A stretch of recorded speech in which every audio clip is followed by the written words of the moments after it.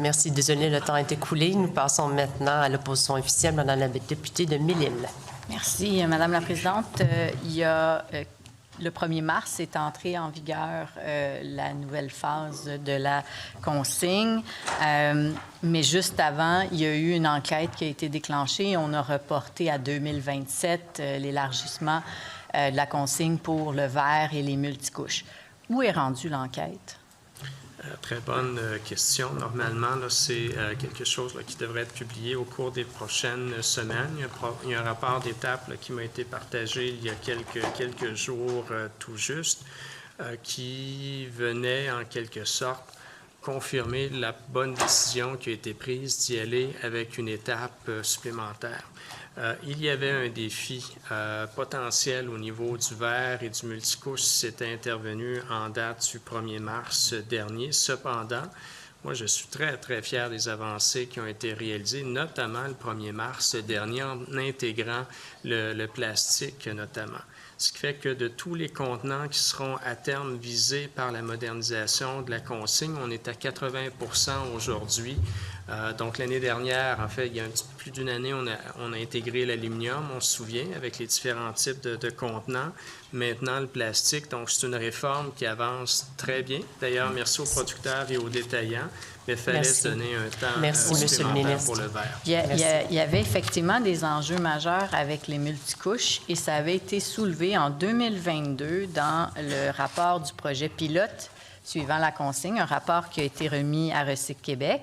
Donc déjà, en 2022, on savait que les multicouches n'avaient pas été testées du tout. Il n'y en a pas eu. Donc, mais on a attendu à 2025 pour annoncer le report.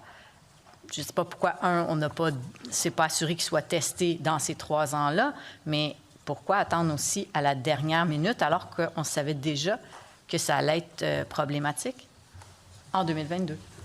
Peut-être vous rassurer les collègues, 2022, c'est loin. Et depuis 2022, exactement, il y a des entreprises qui se sont spécialisées dans la valorisation du multicouche. Il y a des investissements d'ailleurs intéressants qui ont cours en la matière. Donc, la problématique à l'origine du report, ce n'était pas tant qu'on ne savait pas ce que l'on en ferait que la capacité logistique de traiter tous ces contenants-là.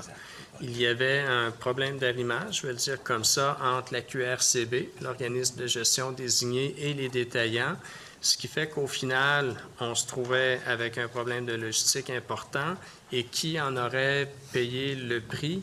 Ce seraient les consommateurs et les consommatrices. C'est ce qu'on a voulu éviter de faire. Donc, ce n'était pas tant un enjeu de qu'est-ce qu'on ferait avec la matière que comment pouvoir la récupérer, la traiter de façon efficace sans pénaliser les consommateurs ou les consommatrices. Oui. Que ce soit clair, ce n'est pas les débouchés qui n'avaient pas été testés, c'est le fait qu'ils n'avaient pas été testés dans les machines pour le retour par les citoyens.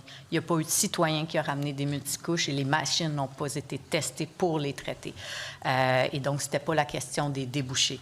Maintenant, c'est vrai qu'il y avait un enjeu parce qu'il manquait de lieux de dépôt, de lieux de retour, les lieux de consignation. Il devait y en avoir 400, ça a été réduit à 200, finalement 100, puis finalement, il y en avait quoi, une trentaine, quarantaine à l'ouverture. On est aujourd'hui autour de 47, si je ne me trompe pas. Mais c'est maintenant à l'arrêt. L'ouverture de nouveaux lieux de retour a été mise à l'arrêt parce qu'il y a des enjeux financiers du fait qu'il y a une enquête. Est-ce que ça, on a travaillé avec Consignation pour rassurer la banque, la BMO qui finance l'ouverture des locaux? Peut-être corriger certaines informations malheureusement erronées du propos de la collègue. Les machines, les fameuses gobbeuses nouvelle génération qui sont en déploiement, notamment chez les détaillants, mais également chez les centres consignation, peuvent prendre le multicouche. Donc, ce n'est pas la technologie d'accueil qui était problématique que la logistique pour gérer autant de contenants. Au final, on sera à 5 milliards de contenants. On est à 4 milliards essentiellement avec l'ajout du plastique. Donc, c'est un défi de logistique et non pas un défi d'équipement. Ça, c'est important de le mentionner. Je ne peux pas révéler à ce moment-ci le détail de l'enquête administrative, mais il y aura, je peux déjà le confirmer, vraisemblablement des sanctions parce que il y a des parties liées à la réglementation qui n'ont pas respecté leurs obligations. Et c'est la raison pour laquelle le report pour le verre et le multicouche était pertinent.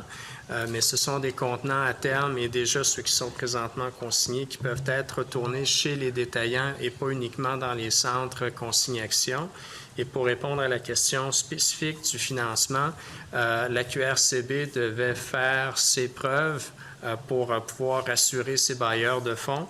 Je ne peux pas vous donner de détails à ce moment-ci, et non pas davantage auprès de l'institution financière qui est en cause, mais il y a une entente qui a été signée ces derniers jours sur cette question-là pour assurer justement un financement à la QRCB qui lui permettra de reprendre le rythme au niveau du déploiement de ces centres. Merci. Sur les 16 millions de contenants récupérés durant les projets pilotes, il y en a eu 0,58 % qui étaient des multicouches. Donc, ça n'a pas été testé, puis c'est souligné dans le rapport qui a été remis à Recyc-Québec. Ceci dit, aujourd'hui, on est près de 50 centres. Est-ce que le ministre est toujours aussi confiant que 100 centres seront ouverts cet automne comme c'est prévu au règlement? C'est intéressant de le mentionner parce que la réglementation a été constamment renforcée sur ces questions-là au cours des dernières années. Jusqu'à la dernière modification, il n'y avait pas d'obligation. Il y avait une obligation générale, mais il n'y avait pas de calendrier de préciser au niveau de l'atteinte des cibles en matière d'ouverture de centres consignation. C'est maintenant le cas. Effectivement, on sera à 100 dans les prochains mois. Et si ce n'est pas le cas, la QRCB est imputable et passible de sanctions si jamais il ne s'y conforme pas. Et ça, c'est important de le mentionner. C'est une responsabilité. Madame la députée. Mais si ce n'est pas le cas, pendant ce temps, ce sont les détaillants qui doivent combler l'écart et les détaillants ne savent plus où tourner ou donner de la tête tellement ils ont du volume. On les a rencontrés la semaine passée. Je pense qu'ils vous ont rencontrés également. Il y a une grande inquiétude de voir que les centres, c'est retardé. Entre-temps, qu'est-ce qu'on fait pour eux, pour les détaillants, si les objectifs de 100 lieux ne sont pas atteints en septembre? Je comprends qu'il y aura une pénalité, mais est-ce qu'on va compenser les détaillants en retour?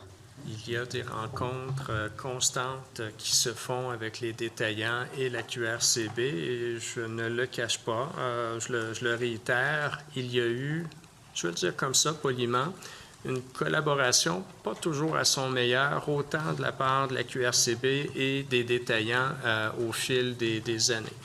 Ce sont deux groupes qui auraient beaucoup aimé éviter la modernisation de la consigne. D'ailleurs, c'était dans les cartons là, depuis plusieurs décennies, littéralement, mais à partir du moment où ils ont constaté que le gouvernement était ferme sur cette question-là, à partir du moment où la réglementation est entrée en vigueur, la collaboration s'est améliorée.